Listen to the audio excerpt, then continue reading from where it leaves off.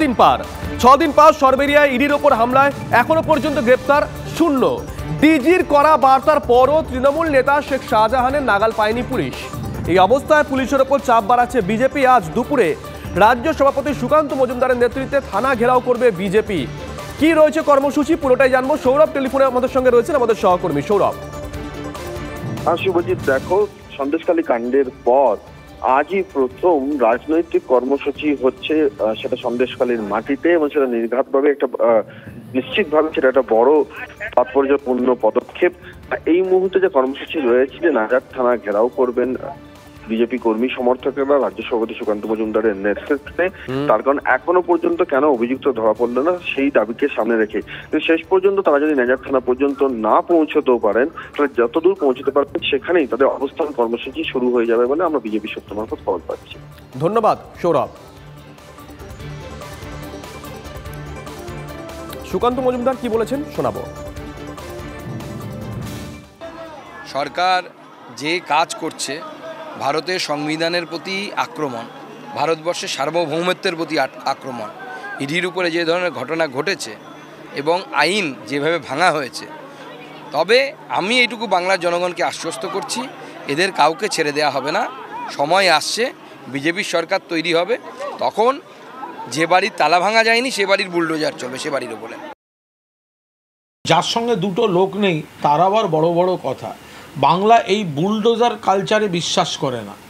Bulldozer culture আবার কি? আইনের পথে চলবে। বাংলা, কলকাতা এগুলি কেন্দ্রের রিপোর্টে দেশের সবথেকে শান্ত গণতান্ত্রিক রাজ্য, শান্তিপূর্ণ রাজ্য, আইন শৃঙ্খলা ঠিকঠাক। অন্যান্য রাজ্যগুলিতে কেন্দ্রীয় এজেন্সি যখন গেছে তখনও যে হামলা হয়েছে সেগুলোর ইতিহাসগুলো তো তাকে আজকে জবাব দিতে হবে। এইসব অবান্তর কথাবার্তা। এদিকে এখনো অধরা শাহজাহান, কেন পুলিশ ধরতে পারছে না তৃণমূল কংগ্রেস নেতাকে? রাজ্য পুলিশকে কাঠগড়া তুললেন সুপ্রিম কোর্টের অবসরপ্রাপ্ত বিচারপতি অশোক গাঙ্গুলি। এর আগেও তো রাজ্য পুলিশ এটা করেছে। রাজীব কুমারকে যখন সিবিআই ইনভেস্টিগেশন করার জন্য তার বাড়িতে গেল, বাড়িতে ঢুকতে দেয়নি। সিবিআই এর অফিসারদের কলকাতা পুলিশের অফিসাররা প্রহার করেছিল। মাননীয় মুখ্যমন্ত্রী সেখানে গিয়ে রাস্তায় বসে অবস্থান করেছিলেন যাতে সিবিআই এর ইনভেস্টিগেশন আটকে যায়। রাজ্য পুলিশের উদ্দেশ্য হচ্ছে সবসময় যারা অপরাধী তাদেরকে আটকানো, তাদেরকে বাঁচানো। অপরাধীদের স্বর্গরাজ্য হচ্ছে এই রাজ্যটা, এবং সে অপরাধীদের কি করে বাঁচানো যায় তার জন্য রাজ্য পুলিশ খুব সচেষ্ট। রাজ্য পুলিশের এই পদক্ষেপ কতটা আইনের দিক থেকে টিকবে আমার সন্দেহ আছে। তারা তো বাড়িতেই ঢুকতে পারেনি, বাড়িতে ঢোকার আগেই তো প্রহৃত হয়েছে। শ্লীলতাহানি তিনি করবেন কি করে? আর একটা বড় খবরের দিকে নজর রাখতেই হচ্ছে। সন্দেশখালীতে তাদের উপর হামলা নিয়ে এবার হাইকোর্টে মামলা ইডির। পুলিশের ভূমিকা নিয়ে প্রশ্ন তুলে মামলা করেছে ইডি। রেশন দুর্নীতির মামলায় তল্লাশি করতে গিয়ে হামলার মুখে পড়েন ইডি অফিসাররা। উল্টে ইডির বিরুদ্ধেই এফআইআর পুলিশের। পুলিশি হেনস্থার আশঙ্কা কেন্দ্রীয় এজেন্সির। সন্দেশখালীতে তাদের উপরে হামলা নিয়ে এবার হাইকোর্টে মামলা ইডির। পুলিশের ভূমিকা নিয়ে প্রশ্ন তুলে মামলা ইডির। রেশন দুর্নীতির মামলায় তল্লাশি করতে গিয়ে হামলার মুখে পড়েন ইডি অফিসাররা। সিজার আমাদের সঙ্গে টেলিফোনে রয়েছেন, আমাদের সহকর্মী সিজার। দেখো, সন্দেশখালীর ঘটনায় ইডি আধিকারিকরা যে অভিযোগ জানিয়েছিলেন তারা আক্রান্ত হয়েছিলেন, তার পাশাপাশি দেখা যাচ্ছে যে পুলিশ সুমোটো একটি মামলা করেছে এবং তার সঙ্গে সঙ্গে শাহজাহান শেখের বাড়ির কেয়ারটেকার ইডি আধিকারিকদের বিরুদ্ধে একটি এফআইআর করে। সেই এফআইআর ঘিরেই কিন্তু সেই এফআইআর কে খারিজ করার আর্জি নিয়ে হাইকোর্টে আবেদন জানিয়েছেন ইডির আইনজীবীরা। তার কারণ তারা কথা আশঙ্কা করছেন যে ইডি আধিকারিকদের মিথ্যে মামলায় ফাঁসিয়ে দেওয়া হতে পারে এবং এই এফআইআর যাতে খারিজ করা হয় সেটাই কিন্তু হাইকোর্টে আবেদন। আজকে সেটা শুনানি হওয়ার কথা। ধন্যবাদ সিজার।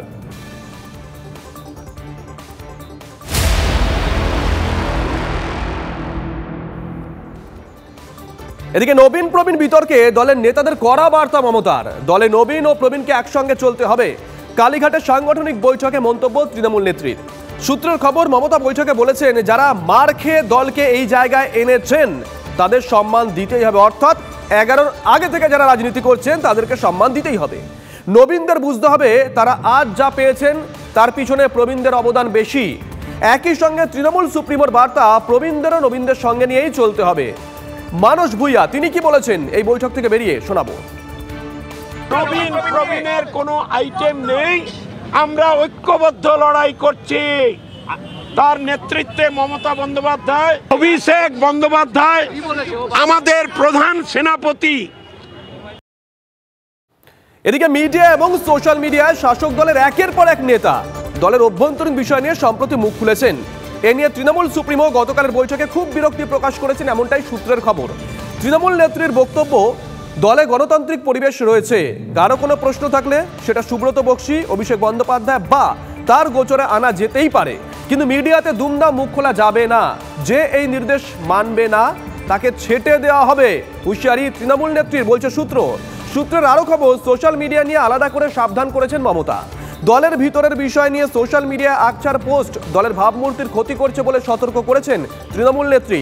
মিডিয়ায় কারা প্রতিক্রিয়া জানাবেন তাও তৃণমূল নেত্রী জানিয়েছেন বলে সূত্রের খবর। জনপ্রিয় মুখ্যমন্ত্রী মমতা বন্দ্যোপাধ্যায় তিনি পরিষ্কার বলে দিয়েছেন, ব্যক্তিগত মতামত বিভিন্ন থাকতেই পারে গণতন্ত্রে, তা দলে পর্যালোচনা করতে হবে, বাইরে বলা যাবে না, যাবে না, যাবে না। এদিকে গতকাল কালীঘাটের বৈঠকে কার্যত নিজেকে গুটিয়েই রাখলেন অভিষেক বন্দ্যোপাধ্যায়। তৃণমূলের সেকেন্ড ইন কমান্ড মাইক হাতে কিছুই বলতে চাননি, এমনটাই বলছে সূত্র দাবি তৃণমূল নেত্রী অভিষেককে বলেন যারা বৈঠকে যোগ দিয়েছেন তাদের অন্তত শুভেচ্ছা বার্তা দিতে। নিমরাজি অভিষেক মাইক হাতে ঐক্যবদ্ধ লড়াইয়ের কথা বলেন। দলের সর্বভারতীয় সাধারণ সম্পাদক এও জানান, লোকসভা ভোটে দল তাকে যেখানে যা দায়িত্ব দেবে তা তিনি পালন করবেন। সূত্রের আরও দাবি, বৈঠক শেষ হতেই আর এক মুহূর্ত সেখানে অপেক্ষা করেননি অভিষেক বন্দ্যোপাধ্যায়। কোনো নেতার সঙ্গে আলাদা করে কোনো কথা বলেননি অভিষেক। অভিষেক বন্দ্যোপাধ্যায় আমাদের প্রধান সেনাপতি। দল তিনি বলেছেন নেত্রী এবং দল তাকে যে কাজ দেবেন তিনি করবেন। নেত্রীর প্রচার দল তার সঙ্গে কথা বলে ঠিক করে দেবে, আমরা কর্মী হিসাবে আয়োজন করব।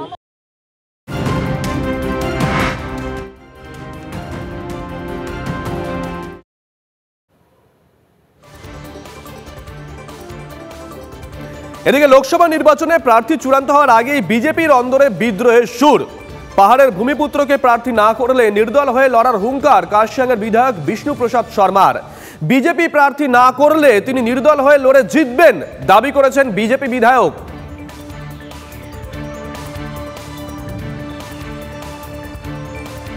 পার্টির বিরুদ্ধে নাই, পার্টি যদি পাহাড়ের কোনো লোকাল ক্যান্ডিডেটকে উঠায়, ভালো লোককে উঠায়, মানে পাহাড় তো বলতেছি না, পুরা দার্জিলিং জেলা থেকে যে কেউ একটা ভালো লোককে উঠায়, তো আমি ওই ক্যান্ডিডেটের পক্ষে কাজ করার জন্য আমি প্রস্তুত আছি। কিন্তু এবারও যদি বহিরাগত ক্যান্ডিডেট পাঠানো হবে তখন আমি পার্টি ছাড়বো না, পার্টিতেই থাকবো, পার্টিতেই থেকে আমি সেই ক্যান্ডিডেটের বিরুদ্ধে নমিনেশন ফাইল করব।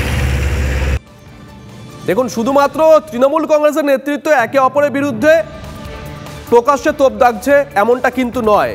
বিজেপির পাহাড়ের নেতা কি দলের ওপরে পাহাড় প্রমাণ চাপ বাড়ালেন এই মন্তব্যের পর?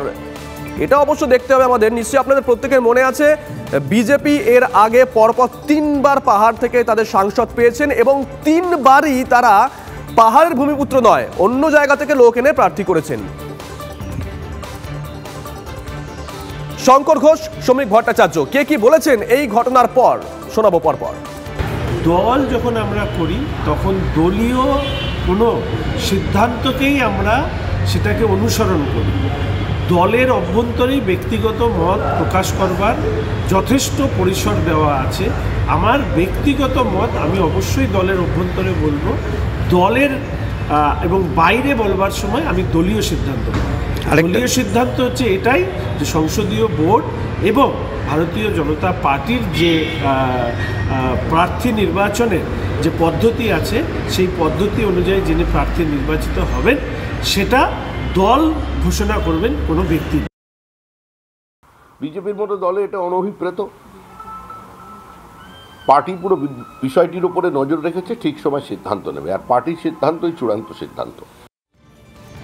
প্রদীপ্তকান্তি ঘোষ আমাদের সঙ্গে রয়েছেন টেলিফোনে, আমাদের সহকর্মী। প্রদীপ্ত, 2009, 2014, 2019 যথাক্রমে আমরা দেখেছিলাম যশবন্ত সিং এস আলুওয়ালিয়া এবং রাজু বিস্তা। পরপর তিনজনকে প্রার্থী করেছিল বিজেপি, তিনবারই জিতেছে, আশা প্রকাশ করছে এবারও জিতবে। কিন্তু এখানে দাঁড়িয়ে বিষ্ণুপ্রসাদ শর্মা দলের ওপর কি পাহাড় প্রমাণ চাপ বাড়ালেন? একেবারেই সে কথা বলা যায়।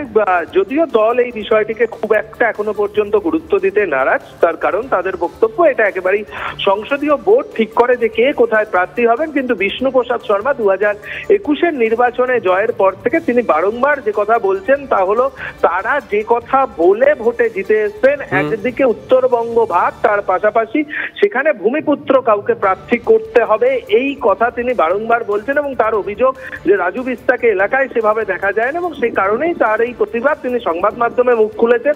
এবং এই বিষয়টি নিয়ে দল যদি তার কাছে কিছু জানতে চায় তাহলে তিনি ঠিক একইভাবে সংবাদ মাধ্যমে যে মন্তব্য করেছেন সেই মন্তব্যই করবেন এবং অবস্থানে অনড় থাকবেন।